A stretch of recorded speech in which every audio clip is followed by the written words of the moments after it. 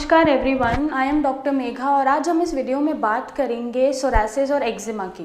क्योंकि बहुत से लोग जो मुझे कांटेक्ट करते हैं, जो पेशेंट्स मेरे पास आते हैं, उन्हें कन्फ्यूजन होता है कि सोरासिस और एक्जिमा में बेसिकली उन्हें हो क्या रहा है। और इसका डिफरेंस, अगर आपको भी सोरासिस या एक्जिमा है या कोई स्किन प्रॉब्लम है तो आप इसका डिफरेंस कैसे लगा सकते हैं, कैसे पता कर सकते हैं कि आपको सोरासिस है या एक्जिमा है।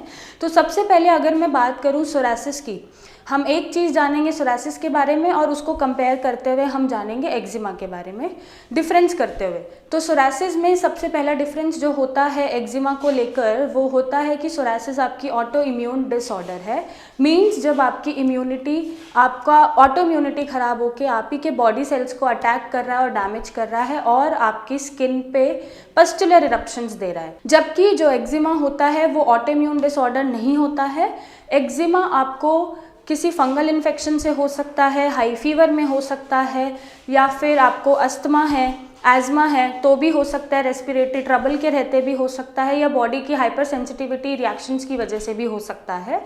और या फिर आप गीली चीज़ को यूज़ कर रहे हो या गीले कपड़े पहन रहे हो, या फिर आप किसी और को कोई स्किन इन्फेक्शन है और आपको भी, आपने वही चीज़ यूज़ कर ली तो आपको भी एक्जिमा हो गया है। तो एक्जिमा का इम्यूनिटी से कोई रिलेशन होता नहीं है। सोरासिस जो है आपकी इम्यूनिटी का एक रिस्पॉन्ड है जो आप ही की इम्यूनिटी को डिस्ट्रॉय करके स्किन पे इन्फ्लामेशन और पस्टुलर इरप्शंस दे रहा होता है। नेक्स्ट, जो सोरासिस है उसमें आपको बर्निंग ज़्यादा फील होगी और इचिंग हल्की बहुत हो सकती है या नहीं भी हो सकती है। बट एक्जिमा में आपको सिर्फ इचिंग होती है, सिर्फ खुजली होती है, इसमें कोई भी बर्निंग नहीं होती है। किसी भी तरह की आपको जलन महसूस नहीं होगी, कोई भी बर्निंग सेंसेशन नहीं होगी, बस खुजली होगी।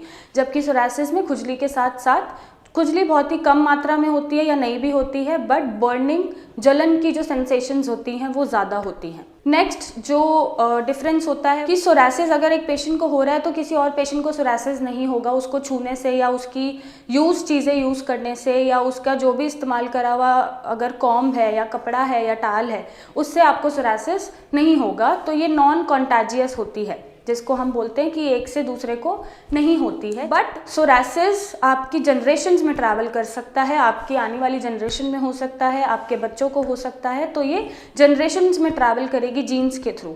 जबकि एक्जिमा अगर फंगल इन्फेक्शन से हो रहा है तो एक्जिमा कॉन्टैजियस बन जाता है कुछ केसेस में, अगर वो इन्फेक्शन से होता है तो। और अगर किसी पेशेंट को एक्जिमा है, किसी फंगल इन्फेक्शन के रहते या किसी इन्फेक्शन के होते, तो दूसरे पेशेंट को एक्जिमा उसके यूज्ड कपड़े यूज़ करने से या कॉम यूज करने से हो सकता है। नेक्स्ट, सोरासिस के जो इरप्शंस होते हैं वो पस्टुलर्स भी हो सकते हैं, साथ में स्किन ब्लैक भी पड़ती है, ड्राई भी होते हैं और उसमें सिल्वरी, जो एक स्किन झड़ती है, सिल्वरी अपीयरेंस होती है। तो ये इरप्शंस इसके बहुत ही मार्क्ड होते हैं। जबकि एक्जिमा के इरप्शंस स्केली मिलेंगे, आपको पैचेस में मिलेंगे और आपको रेड मिलेंगे, एक्सट्रीम रेड मिलेंगे। तो आप पता कर सकते हैं कि ये पैचेस एक्जिमा के हैं या सोरासिस के हैं। बहुत ही मेन जो बात होती है वो ये होती है कि सोरासिस सर्दियों में एग्रावेट करता है, या मौसम का जो भी बदलाव होता है, वेदर चेंज होता है, तब वो ज़्यादा हो जाता है। जबकि एक्जिमा से मौसम का कोई भी रिलेशन नहीं होता, वो किसी भी टाइम कैसे भी हो सकता है। जैसा मैंने बोला, इन्फेक्शन के रहते हो सकता है या रेस्पिरेटरी ट्रबल के रहते हो सकता है। नेक्स्ट, सोरासिस में आपके जो स्टमक है वो बहुत ही ज़्यादा कॉन्स्टिपेटेड रहेगा, आपका पेट साफ नहीं होगा, पेट में दर्द बना रहेगा, आपके टॉक्सिन्स एक्यूमुलेट होते रहते हैं और वो बाहर नहीं आते हैं। जबकि एक्जिमा में स्टमक का कोई रिलेशन नहीं होता है, स्टमक का कोई भी पैथोलॉजी या फिजियोलॉजी इन्वॉल्व नहीं होता है, ये सिर्फ स्किन को इफेक्ट करता है। इसमें कोई भी टॉक्सिन्स कुछ भी जनरेट अंदर नहीं होते हैं, बस स्किन को डेड करते हैं और स्किन पे इन्फ्लामेशन दे देते हैं। रेड कलर की और स्केली जो होता है पैचेस, वो एक्जिमा में बनता है। नेक्स्ट, एक्जिमा वाले पेशेंट को कभी भी सोरासिस नहीं होगा। जबकि सोरासिस के साथ एक टाइम के बाद जब इचिंग बढ़ जाती है, ड्राइनेस बढ़ जाती है, तो एक्जिमा हो सकता है।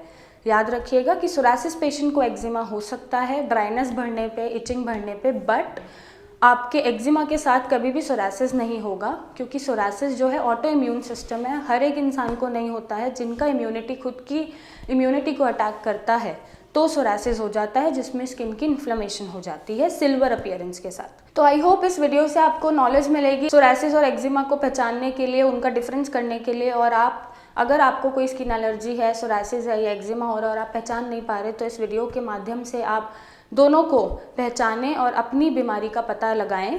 और अगर आपको सोरासिस है, एक्जिमा है, ऐसी परेशानी हो रही है और ये ठीक नहीं हो पा रही है, जड़ से ख़त्म नहीं हो पा रही है, ठीक होता है थोड़े टाइम के लिए फिर से वापस आ जाता है, तो बेझिझक आप हमें हमारे दिए गए नंबर पे फ़ोटोज़ भेजिए अपने स्किन के इन्फेक्शन की या स्किन जो भी इफ़ेक्ट हो रही है, और हमसे कांटेक्ट करें, हमारे डॉक्टर से फ्री कंसल्टेशन लें और हम आपको एक हेल्दी लाइफ देते हैं और आपका सोरासिस जड़ से ख़त्म करते हैं। तो आप हमें कांटेक्ट कर सकते हैं और अपनी क्वेरीज का आंसर ले सकते हैं। तो अपना ध्यान रखिए, हेल्दी रहिए, हंसते रहिए और हमसे कंसल्टेशन आप लेते रहें। So thank you and take care.